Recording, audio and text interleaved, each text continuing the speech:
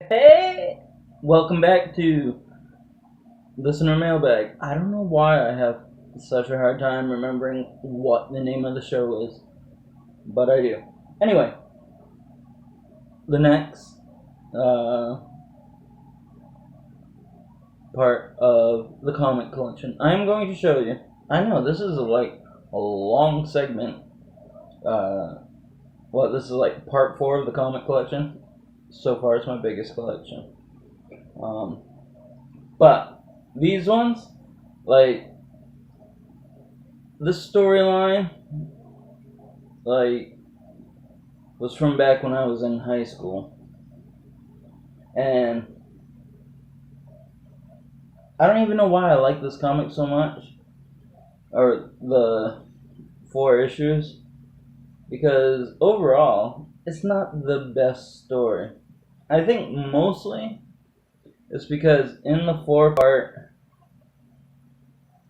this 4-part section of the comics, is where Magneto rips the adamantium out of Wolverine. It's the Fatal Attraction storyline. And it goes through 4 of the X books, at least the ones that were going on back then. And they also have like a holographic card on it, or it looks like a card, and it's on the comic cover. But yeah, mainly nostalgia is the reason I have these, and I think all 4 together cost me. It was like $10 or $15.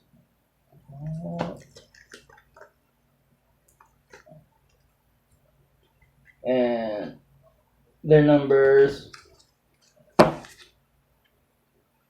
The Uncanny X-Men 304, X-Force 25, Wolverine 75, and X-Factor 92.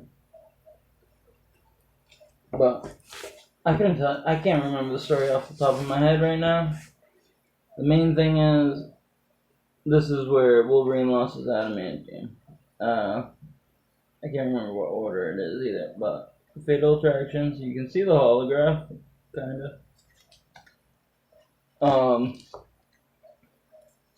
So it ran through all 4 of, at least these 4, through all the X-Men comics that they had going at the time. There's also a precursor, and one that comes after.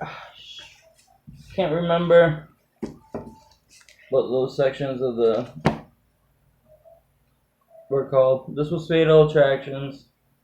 They also had, I can't remember, but this cover is the one that's always in my mind when I think of Fatal Attractions storyline, and that's from Wolverine, where Magneto is like messing with his insides, pulling the adamantium out of him, and like,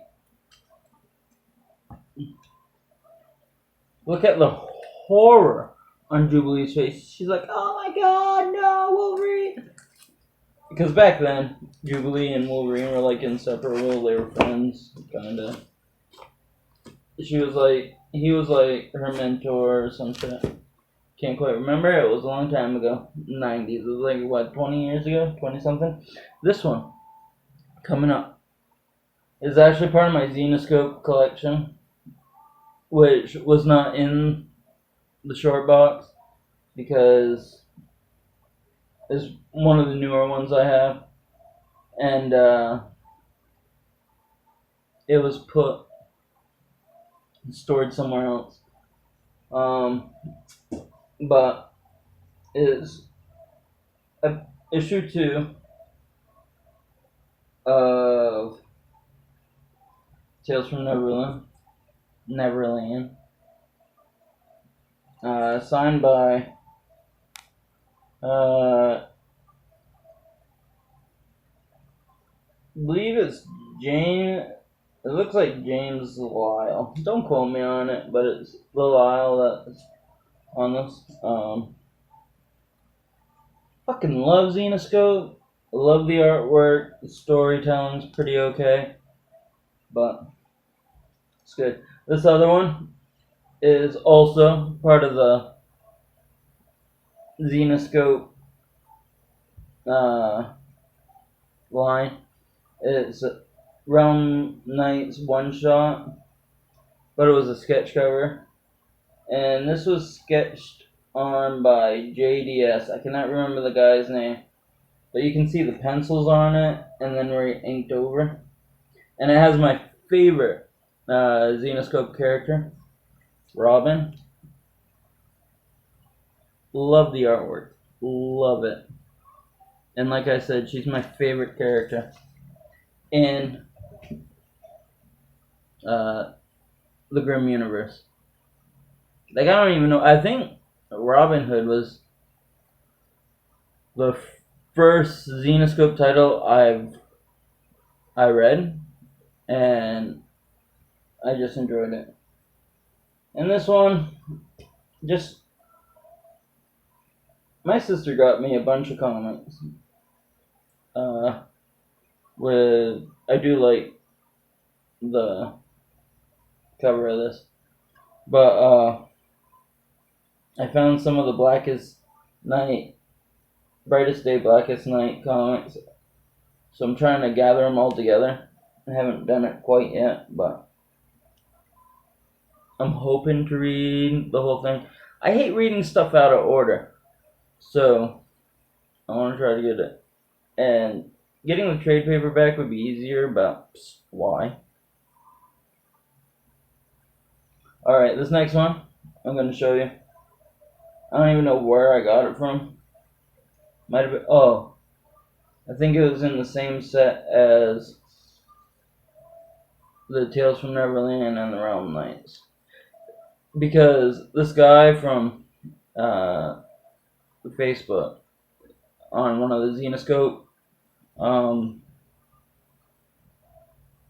Facebook groups I belong to, he used to do this thing where he would take and send out Christmas packages, and he'd fill it with a bunch of Xenoscope and a few others. And I got this, the wedding special from Justice League America. I haven't read it. I do like the picture. And the way they're looking at each other, you'd think it was Wonder Woman and Black Canary getting married. I don't think it was. Also this, Jill Tales. I haven't read it. Couldn't tell you what it's about. But Greg Bo Watson, the guy behind it, autographed it. You can barely see it. Haven't read this either. This was a free issue of Harley Quinn. Let's see what else I got. I think some of these were, some were Loot Crate and some were Grab Bag. Anyway, this episode's running a little bit long, so for now, I will let you go. Until next time, see you later.